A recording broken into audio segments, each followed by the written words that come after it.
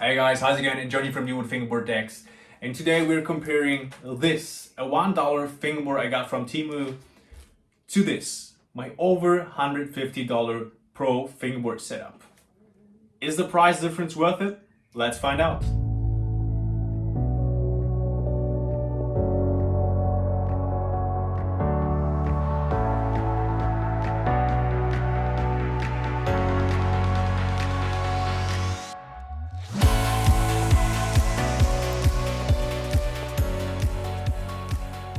So on the left we have the budget banger from Temu. Cost me literally only $1, almost fully plastic and flat as a pancake. And then on the right side we have my personal dream setup, D-Wood G6 deck, 32mm dynamic tracks, FlatFace dual durometers, and of course my custom laser engraved D-Wood tape. There we go. By the way, a few weeks ago I did some detailed videos about the D-Wood G6 deck and the custom D-Wood tape. Links down below in the description, make sure to check them out. So starting things off with the deck, first of all, this is a plastic deck which has literally no concave, has some dips right here, and then quite low kicks. At the same time we have here a 5-ply real wooden deck made from Canadian maple with a nice shape. We got some nice medium concave, medium kicks, some smooth dips.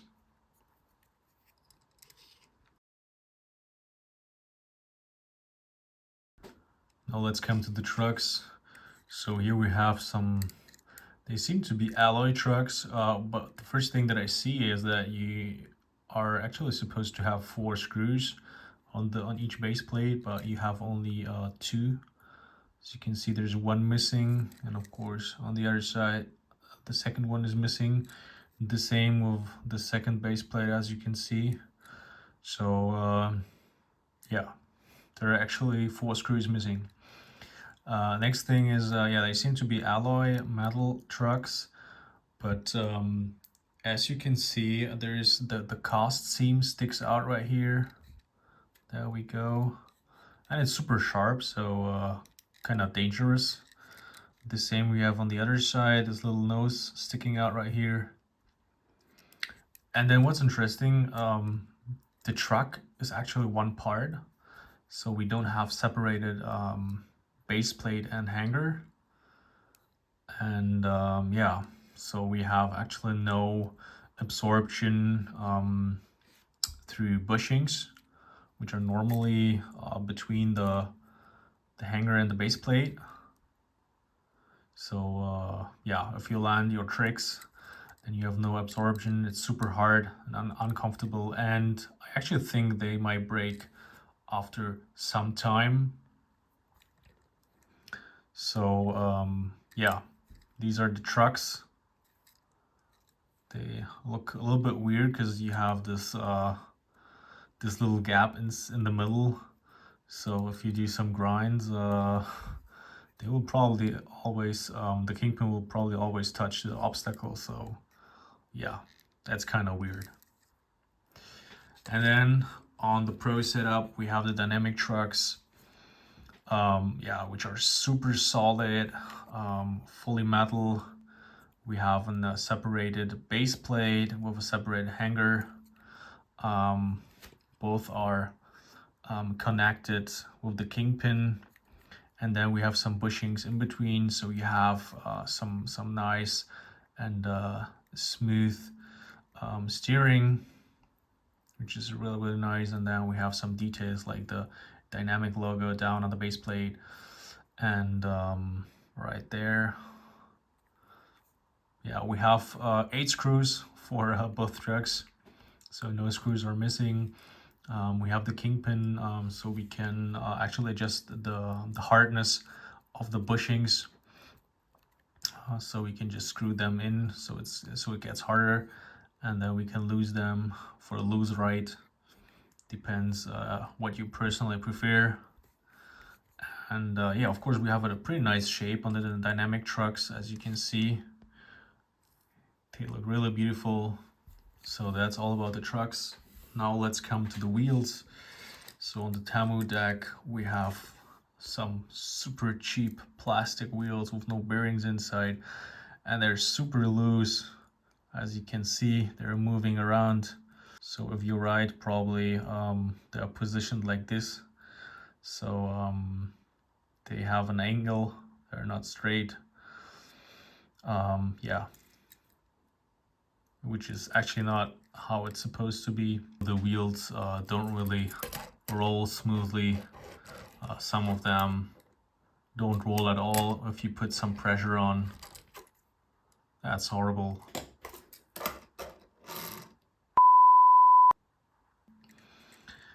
And then we have, on the Pro setup, we have the FlatFace dual durometers, which actually fit perfectly. There's just a slight movement, and when you ride them, you don't have the wheels staying on an angle. They are 90 degrees, so everything fits perfect. They're not moving around an axle. They're meshing pretty nice. They have bearings inside, so they roll pretty smooth. That's actually a totally different level. And now let's come to another interesting part, the grip tape. So on top of the Temu deck, we have actually sandpaper.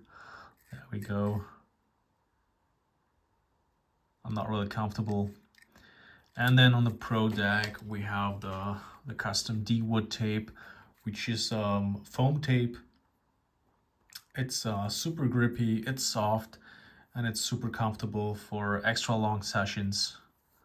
So a totally different thing than on the Temu deck. There we go. And in general, the Pro setup feels really high quality when you're just holding it in your hand. And then this feels actually just like a cheap, super cheap toy. And it doesn't feel like, you know, you're holding a value in your hand. And now let's just try out both decks and do some tricks.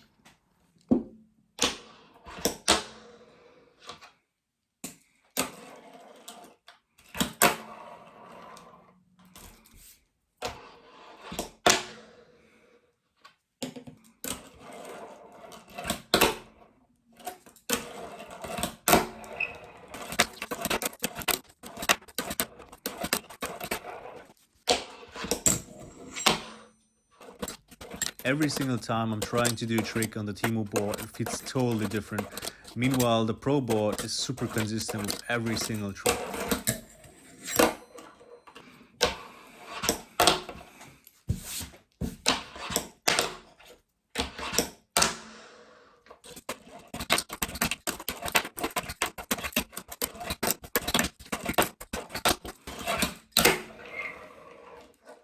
Look, if you're just starting out or messing around, fidgeting around, the $1 fingerboard is fun for, let's say, 5 minutes. But if you want to take it seriously, you know, start with fingerboarding and learn tricks, improve your skills, have a, you know, good control for your board, have a smooth ride, maybe film some clips and so on. Pro setup is 100% worth it.